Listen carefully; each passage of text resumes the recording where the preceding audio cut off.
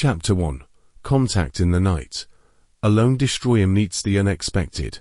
At 2:14 a.m. August 22, 1943, Lieutenant Commander Edward Huchthausen stood on the starboard wing of the bridge aboard USS Benyon, a Fletcher-class destroyer, cutting through the Solomon Sea under blackout conditions.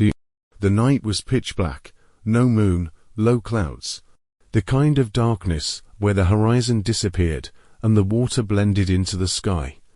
Benyon was operating alone, conducting a routine intercept patrol 38 miles west of Vella La Vella. Intelligence briefings had warned of scattered Japanese barge traffic, nothing more. But the ship's SG radar told a different story. We want to know, where in the world are you watching from? Comment below and subscribe.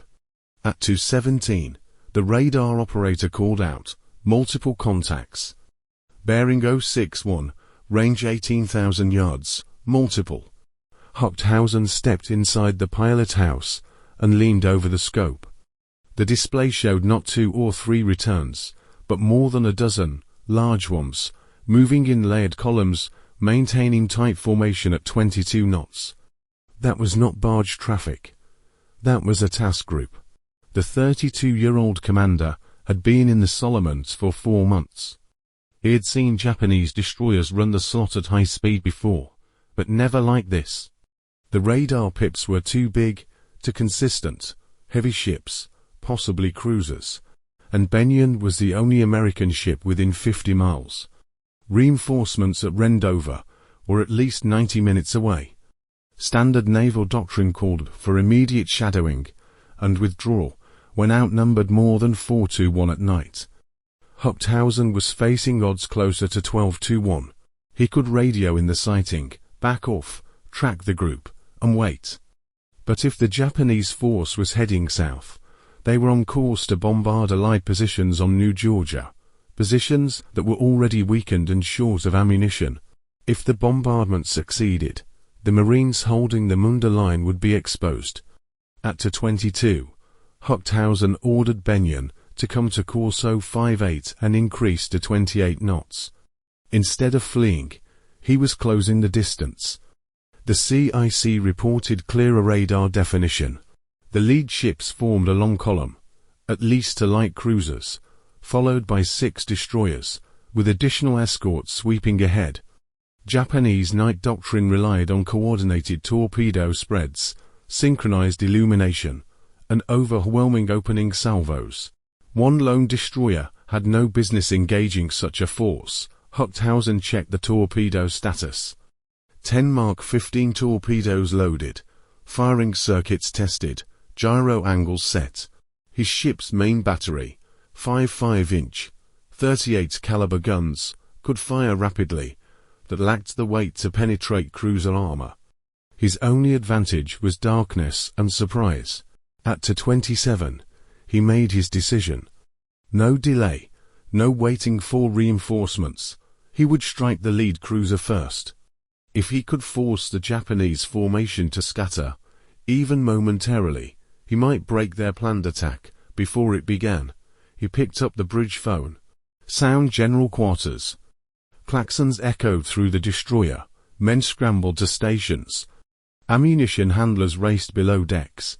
Searchlight crews loaded star shells. The engines increased to 33 knots, the ship vibrating as turbines were pushed toward flank power. At 2:31, the radar distance closed to 12,200 yards. The Japanese still hadn't detected the Americans. Surprise, the one advantage Benyon had, was shrinking by the second. Huchthausen stepped back onto the bridge wing, scanning the pitch-black horizon where the enemy formation moved unseen. 1 destroyer against an entire task group. He tightened his grip on the rail. The first engagement was seconds away. Chapter 2. The Silent Ridge. They called it the place no man returned from. A jagged stretch of jungle ridge, rising like a broken spine above the valley below. To most Marines, it was just another position on the map. But to the men of Fox Company, it became a test of endurance they never expected to survive. At dawn, the ridge looked peaceful, Mist rolled across the treetops. Birds scattered as the patrol climbed upward. But beneath the comm, something felt wrong. No insects, no movement. Just silence, heavy, unnatural, suffocating. Corporal Mason, the point man, slowed his pace. He wasn't superstitious, but he had survived long enough to recognize danger that couldn't be seen. He raised his fist, signaling the squad to halt. And that's when they found it.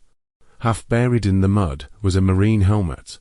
Not rusted, not worn down by weather, but fresh to fresh.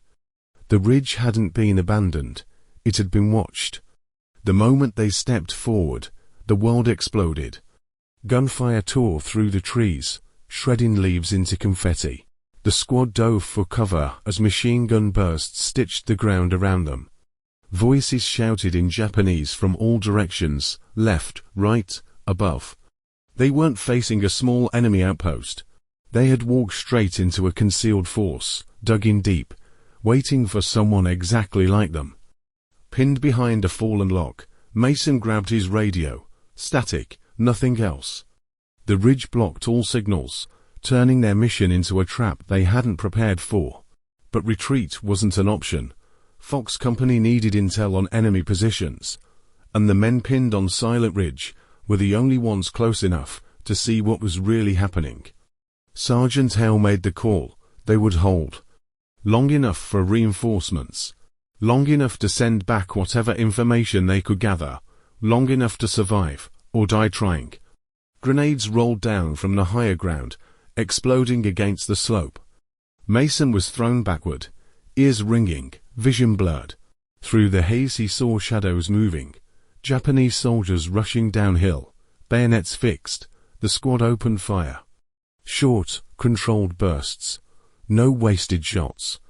Every trigger pull mattered, but the enemy kept coming. Minutes stretched into an hour. An hour stretched into something that felt like days. And as ammunition dwindled, the squad realized that Silent Ridge wasn't just a battlefield. It was a warning.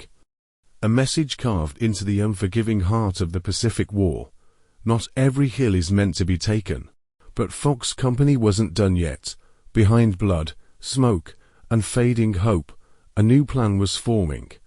One that would turn the ridge from a death trap into an opportunity. Owen saw coming.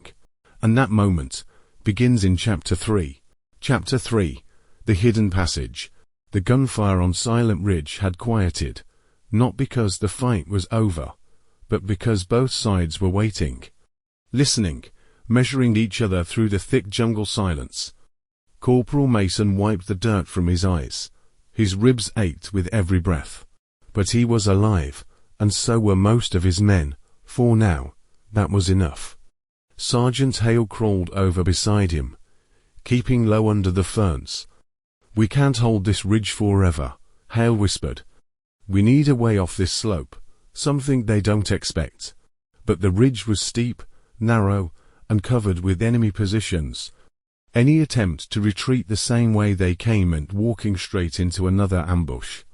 Then Private Torres pointed toward a break in the undergrowth, a thin, dark slip between two boulders, almost invisible unless you were lying flat against the earth. Mason squinted. A narrow opening, a tunnel, or just another dead end in the maze of the jungle. There was only one way to know. Under covering fire, Mason and Torres crawled toward the rocks. Bullets snapped overhead, cutting leaves and branches like razors, but the enemy fire was blind. Fired from above, without knowing what the Marines were attempting. Reaching the rocks, Mason felt a cold draft brush across his face. Air. Moving air. It was a passage. A natural fissure in the ridge, leading downward into darkness. Maybe it connected to the valley. Maybe it didn't lead anywhere at all. But it was the only chance they had. They radioed the others. Still no signal. So Hale made the call himself, to men through first. "If it's clear, we move everyone." Torres dropped into the narrow opening, sliding feet first into the shadows. Mason followed, gripping his rifle with one hand, the whetstone with the other. The passage was tight, claustrophobic.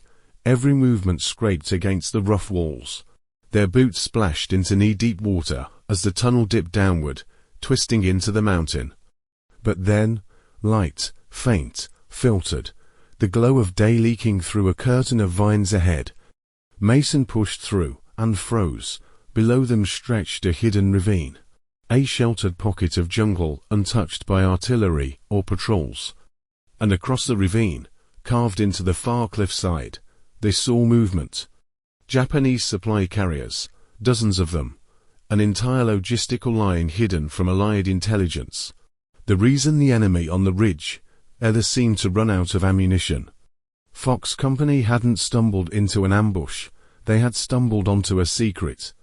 One that could change the entire battle for the region. Torres whispered, "If command sees this, they'll know exactly where to strike." For the first time since sunrise, Mason felt something he hadn't felt all day, an advantage. They crawled back through the fissure to report what they'd found. The ridge was still alive with sniper fire, grenades, and distant shouting. But now, everything was different.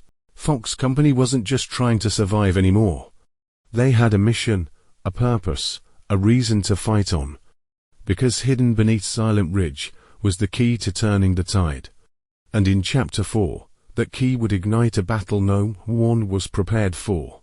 Chapter 4, The Ridge Ignites. The moment Mason and Torres emerged from the narrow fissure, the ridge roared back to life. Sniper shots cracked through the trees. Grenades thundered against the hillside. The Japanese forces were tightening the noose, determined to crush the Marines before they slipped away. Sergeant Hale didn't waste a single second. "What did you see?" he demanded, keeping his head low as dirt sprayed from a fresh burst of machine gun fire. Mason spoke quickly, urgently. "The ravine isn't empty. There's a whole supply line down there, ammo, carriers, everything, hidden from the air." Hale's eyes narrowed. If they relayed this information, Allied forces could bomb the ravine, cut off the Japanese foothold, and relieve pressure on the entire front. But without a radio signal, it didn't matter what they knew. They needed height. They needed a vantage point strong enough to break through the interference of Silent Ridge.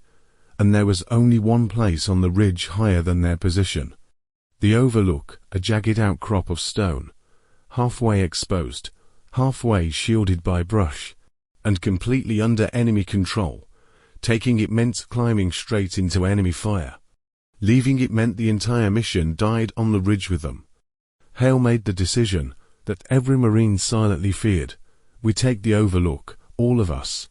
The men moved in pairs, bounding from tree to tree, crawling through the dirt as the hillside erupted around them. The Japanese defenders poured fire down the slope, confident in their elevated position. But Fox Company had something the defenders didn't expect. A map of the ridge that only comes from fighting and bleeding across it. Mason led the charge along a narrow animal trail, using the curve of the terrain as cover. Torres provided suppressing fire, each shot placed with precision. Halfway up, a machine gun opened fire from a concealed nest, spraying the trail with deadly arcs of bullets. Two Marines went down. Another froze, pinned behind a rock. Mason didn't think, he acted. He sprinted across open ground, grabbed the wounded Marine by the straps, and dragged him into cover as bullets tore the earth inches behind them. It wasn't heroism. It was instinct, the instinct of a man who refused to leave anyone behind on this cursed ridge. With a flank push from Hale's second squad, the machine gun nest faltered. A grenade sailed through the air, disappearing behind the log barrier. Then a violent burst, silence, one obstacle down. But the overlook still loomed above them, steep and unforgiving. The final ascent was a crawl on hands and knees, fingers digging into roots and stone as bullets hissed past. Every inch felt like a mile. Then, a shout, a flash of movement. 3 Japanese soldiers rushed from the top, bayonets glinting. The clash was brutal and close. No room for distance. No room for hesitation. Mason blocked a thrust with his rifle stock, countered, and drove forward. Torres tackled another, rolling through the brush. Hollay's knife flashed once, then twice. And suddenly, it was over. The overlook was theirs. Wind whipped across the exposed rock, carrying the distant rumble of the wider battle. Mason lifted the radio, adjusted the angle, and prayed. Static, then, a crackle. A voice, Fox Company, this is command. We read you, send your transmission. Hale exhaled. It was the first breath of hope they'd had all day. And as he began describing the hidden ravine, the supply line, and the enemy build-up below, silent realization settled over the men. Taking the ridge wasn't the end. It was only the beginning. Because the moment command received their intel, the entire landscape of the battle was about to change. A change that would erupt in Chapter 5. Chapter 5: Fire from the Sky. When Hale finished transmitting the coordinates, the radio operator on the other end went silent. A silence so long that Mason wondered if the signal had died again. Then the voice returned. Fox Company, stand by. Air support is en route. The men exchanged tired, disbelieving looks. Air support on this ridge. Through this weather. Through this jungle. It sounded impossible, but impossibility had stopped mattering hours ago. Below the overlook, the Japanese forces were reorganizing. Shouts echoed through the valley. Fresh rifle fire cracked through the brush. They knew the Marines had taken the high ground, and they intended to take it back. Hale raised his hand. Positions. They're coming. The first wave hit fast. Squads of Japanese infantry charging uphill, firing from the hip. Grenades clutched tight in their fists. The Marines opened fire from the rocks and fallen logs, turning the slope into a storm of muzzle flashes and dirt plumes, but still the attackers came. A grenade landed beside Torres. He kicked it downhill just as it exploded, sending a shockwave up the ridge. Mason took aim at a machine gun crew, setting up behind a cluster of boulders. One precise burst, and the gunner crumpled. The fighting grew savagely close. Bayonets clashed, rifles were swung like clubs. Men grunted, shouted, and fought not for victory, but simply to stay alive until help arrived. And then, in the distance, a faint hum. At first, it was almost drowned out by the chaos, but it grew louder, stronger. A deep, powerful thrum that vibrated through the ridge. Torres looked up. Tell me that's what I think it is. It was. 3 American dive bombers broke through the cloud cover, sunlight flashing across their wings as they circled over the valley. The Japanese soldiers faltered, their confidence shaken, their formation breaking apart. The first bomber peeled off. Its dive siren screamed through the sky, echoing off the mountainside as it plummeted toward the ravine. Mason held his breath. A massive blast erupted below, shaking the ridge like an earthquake. A fireball rose through the canopy, followed by a shockwave that sent birds scattering miles away. The hidden supply line, the secret lifeline of the enemy, was being torn apart in front of their eyes. The second and third bombers dove next, dropping their payloads with devastating precision. Ammunition stores erupted, supply crates splintered. The ravine became a furnace of flame and smoke. For the first time, the Japanese forces on the ridge hesitated. Some retreated. Others froze, unsure whether to advance or flee. Hale saw the moment and seized it. Push forward, he roared. The Marines surged from their positions, driving the attackers downhill. Their exhaustion vanished, replaced by a surge of adrenaline and purpose. Silent Ridge, the place no man returned from, was no longer a trap. It was a turning point. As the last echoes of the bombing run faded into the jungle, Mason looked out over the burning ravine, realizing they had witnessed something few men ever would. A single platoon stopping an entire enemy supply network, and surviving long enough to make it matter. But the ridge wasn't finished with them yet. Because in Chapter 6, the enemy would strike back with a force unlike anything Fox Company, had faced so far. If you're amazed so far, hit like and comment your thoughts. Chapter 6, The Counterstrike. For a brief moment, Silent Ridge lived up to its name. No gunfire, no shouting. Just the distant rumble of burning supply crates in the ravine below, and the low hum of the last bomber disappearing into the clouds. The men of Fox Company leaned against rocks and fallen trees, breathing hard, hands trembling with fatigue. They had survived the impossible, they had held the overlook, and the enemy's hidden lifeline had been reduced to ashes. But victory on the ridge never came without a cost. Corporal Mason scanned the tree line, eyes narrowed. Something was wrong. The jungle wasn't retreating. It was waiting. Torres moved beside him. "Feels too quiet," he muttered. Like they all took one step back, Mason nodded. And now they're about to take 10 steps forward. Down the slope, faint shapes moved between the trunks, not disorganized squads. Not scattered riflemen, formations, rows of helmets, coordinated motion. The kind of discipline that only meant one thing: reinforcements had arrived. Hale crawled toward them, jaw set, voice low. "They're bringing a full company, maybe more." The Japanese counterattack didn't begin with shouting, or gunfire, or a charge. It began with drums. A deep, rhythmic pounding echoing through the jungle, reverberating off the stone walls of the ridge. It was psychological. It was meant to break morale. But Fox Company had already been broken and remade a dozen times today. They steadied their grips on their rifles. The drum stopped. The forest exploded.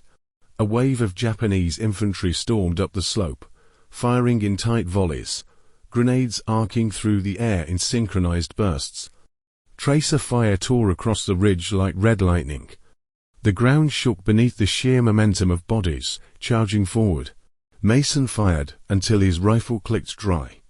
He slammed in a fresh magazine, fired again. He saw Torres take down 3 attackers in rapid succession, each shot controlled and deliberate. But the enemy wave didn't thin, it thickened.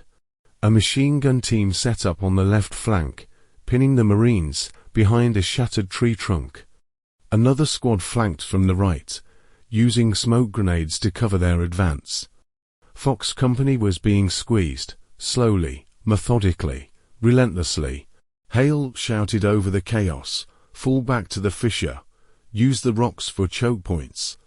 The Marines moved in disciplined bursts, providing cover fire for each other as they retreated step by step. But the enemy pressed harder, closing the distance. A grenade detonated behind Mason, throwing him against a boulder. His ears rang, vision blurred. Through the haze, he saw a Japanese soldier rush him, bayonet gleaming. Mason rolled aside, barely avoiding the thrust. He grabbed a loose stone and slammed it into the attacker's helmet. Once, twice, the soldier collapsed. Torres dragged Mason to cover. "Stay with me. We're not dying on this rock." The Marines clustered near the fissure, using its narrow entrance as a funnel. It was the only defensive position they had left. And even that was crumbling under the weight of the assault. Bullets chipped away the stone. Grenades bounced dangerously close. Every second felt like the last. And then, a new sound, heavy, mechanical, metal striking stone with grinding force. The Japanese were bringing up something bigger than infantry. Torres peeked over the rock, eyes widening. "You've got to be kidding me." Mason looked. A knee mortar team was setting up. Behind them, soldiers were dragging crates. More explosives, more firepower, enough to blast the entire fissure open. The enemy wasn't just counterattacking. They were preparing to bury Fox Company alive. And in Chapter 7, the ridge's deadliest moment would arrive. A moment that would test the limits of courage, endurance, and sheer human will. Chapter 7: The Last Stand at the Fissure. The ridge trembled under the weight of the approaching mortar team. Metal scraped stone, boots thudded in unison, and the unmistakable clatter of prime shells echoed up the slope. Fox Company had seconds, not minutes, before the fissure became a death trap. Mason wiped the blood from his brow. His hands shook, but his eyes were steady. He had seen men break under less pressure. But on Silent Ridge, fear wasn't something you outran, you just fought through it. Sergeant Hale surveyed the hillside, jaw clenched.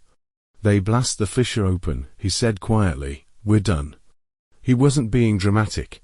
The fissure wasn't a fortress. It was a narrow crack in the earth, barely wide enough for 2 men side by side. One mortar round inside it would rip apart half the platoon. Torres peeked over the rock. "They're setting up multiple tubes." "Not just one." Mason exhaled slowly. "That means we can't wait. We have to take them out before they fire." Hale nodded. "Then we move. Now." Fast and vicious. The plan was madness. Assault toward the mortar, downhill, into the strongest part of the Japanese line. But madness had kept Fox Company alive this long. The Marines checked their remaining magazines. Some had 2 left, some had 1. A few had none at all and gripped bayonets instead. Hale raised his hand. "On me." They surged out of cover like a released spring. Gunfire erupted instantly, buzzing past them like angry hornets. Japanese infantry shouted in shock as the battered Marines charged downhill, closing distance with terrifying speed. Mason targeted the nearest mortar team. A shell was already in the tube. The Japanese gunner reached for the firing pin. Mason's shot struck first. The round detonated prematurely, sending a blast wave across the slope. Shrapnel tore through the brush. Several enemy soldiers fell, screaming. But the second mortar team was already adjusting its angle. Torres slid behind a tree, fired twice, hit the loader in the chest. But another soldier replaced him instantly. It wasn't enough. The tube angled downward.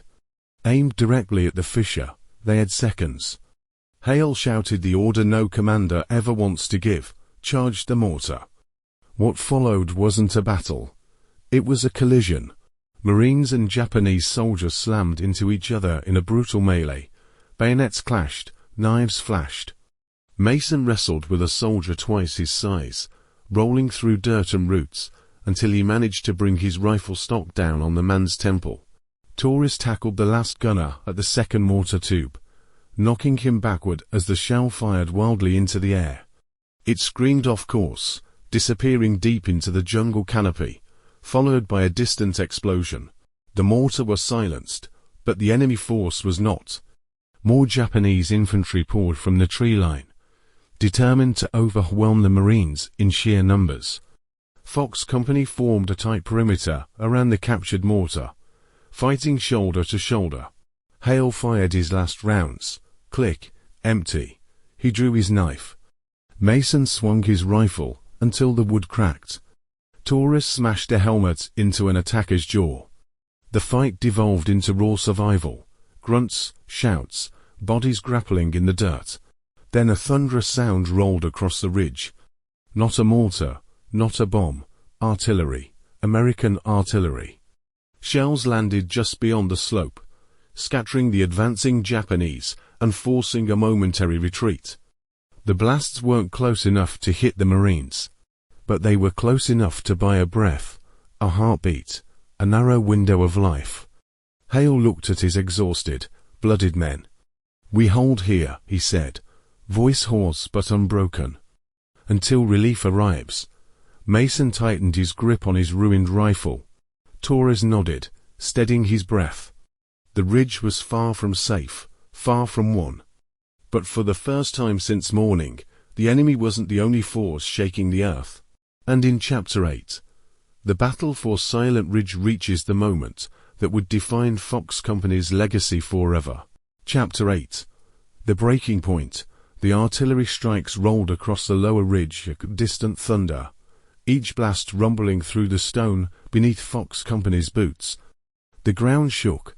Leaves rained from the canopy in trembling waves. For the first time all day, the Japanese advance hesitated. But hesitation wasn't retreat. It was the pause before a final, devastating push. Mason leaned against a shattered tree stump, chest heaving. His uniform was torn, soaked in sweat, dirt, and blood, some of it his own, most of it not. But his eyes stayed sharp, scanning the tree line below. Torres crouched beside him, shaking out a cramp in his right hand. "Ammo check," he muttered. It didn't take long. Harley's voice cut through the exhaustion. 4 magazines total across the whole platoon. 2 grenades. That's it. The men fell silent. They weren't just low on supplies. They were nearly empty. And the enemy wasn't. Movement rippled through the jungle shadows, shifting between the trunks, whispering commands in sharp Japanese bursts. Scouts. Forward elements. More than before, they were testing the perimeter.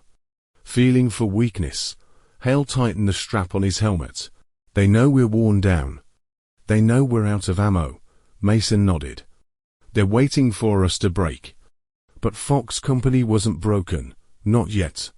Minutes crawled by, slow and suffocating. Every sound, a snapped twig, a shifting leaf, made the Marines tighten their grips, ready to fight with whatever they had left. Then, it began, a sharp whistle, high and shrill. The tree line erupted. Dozens of Japanese soldiers stormed forward, shouting, firing in controlled volleys, bayonets flashing in the broken sunlight. It wasn't a chaotic rush. It was coordinated. An all-out, perfectly timed assault, intended to crush the last defenders in one overwhelming blow. Harley's command sliced through the chaos. "Spread out. Use the mortar as cover." The first volley hit hard. Dirt and stone exploded beside the Marines' makeshift positions.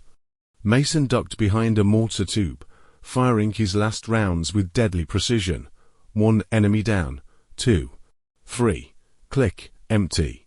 He tossed the rifle aside, grabbing a fallen bayonet and tightening his grip. Torres was still firing from the flank, each shot deliberate, controlled until his rifle choked empty too. He whispered a curse, drew his knife, and braced for impact. The Japanese wave reached the Marines like a breaking tide. The clash was immediate, brutal, bodies slammed together. Rifles became clubs, helmets became shields. The air rang with metal, wood, bone, and desperation. Mason drove his shoulder into an attacker, wrestling him to the ground.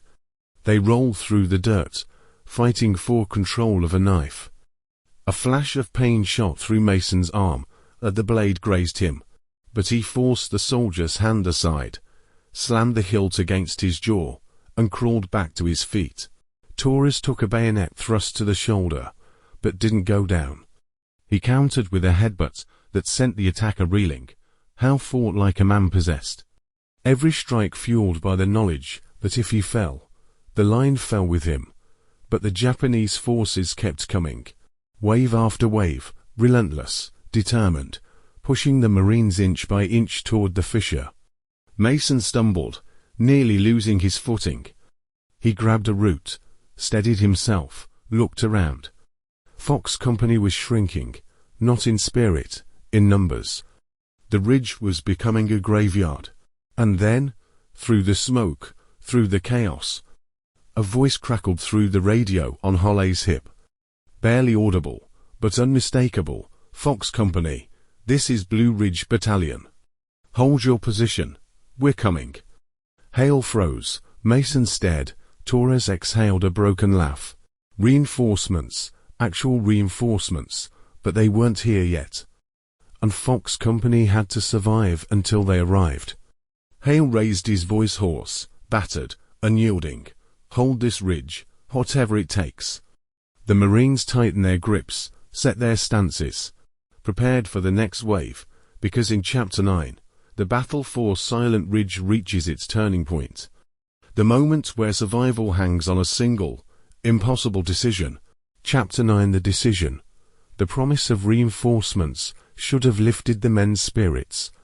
But on Silent Ridge, hope was fragile, a thin thread strained by blood, smoke, and exhaustion.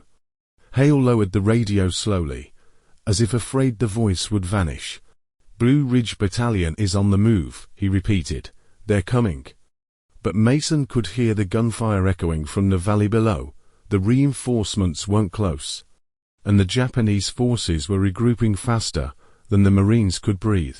Torres pressed a rag against his bleeding shoulder. "How long?" he asked. Hale didn't answer. Not because he didn't know, but because he did. Too long. The enemy gathered at the tree line again, more than before.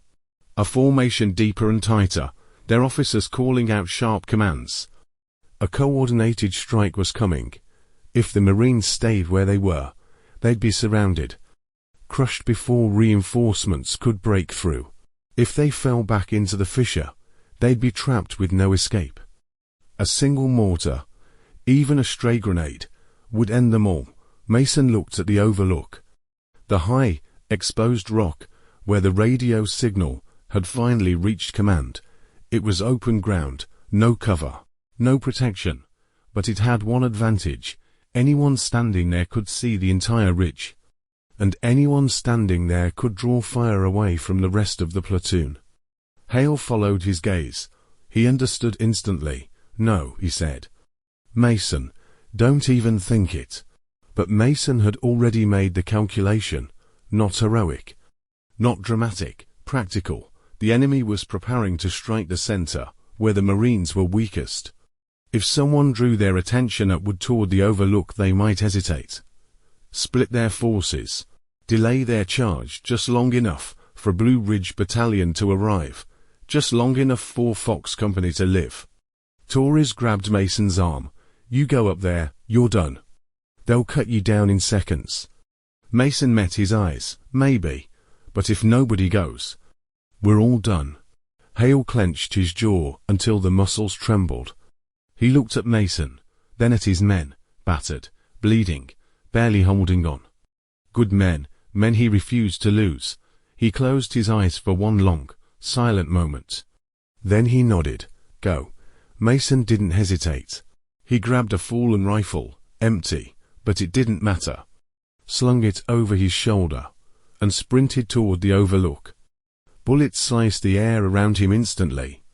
The Japanese saw movement. They redirected fire. Shouts rose from the tree line as officers barked new orders. Mason reached the top of the rock outcrop. Wind whipped across his face. The entire ridge stretched out below him, a battlefield carved in smoke and flame. He raised the empty rifle, sighted down the barrel, and fired nothing. But the enemy didn't know that. They redirected more troops toward the high ground, trying to silence him. Dozens of rifles snapped upward. A machine gun swung toward his position. Every second he remained standing was a miracle. Every second bought time. Down below, Fox Company felt the pressure ease. Just a little, just enough. Hale shouted the new orders. Reposition. Spread out. Hold them back. Torres looked up at Mason's silhouette, framed against the burning horizon. "That idiot," he whispered. "That brave idiot." But the Japanese forces were adjusting, learning, realizing that the overlook was a distraction. Their officers signaled. Troops began shifting back toward the main line. If Mason didn't do something impossible, the next wave would crush the Marines before reinforcements arrived. He needed a way to pull every enemy eye, every weapon, every ounce of attention back on him. And as he looked down at the shattered terrain, at the burning ravine, at the approaching shadows, he realized there was only one option left, one final act, one final stand. And in Chapter 10, Mason makes the choice that would define his name in Marine Corps history.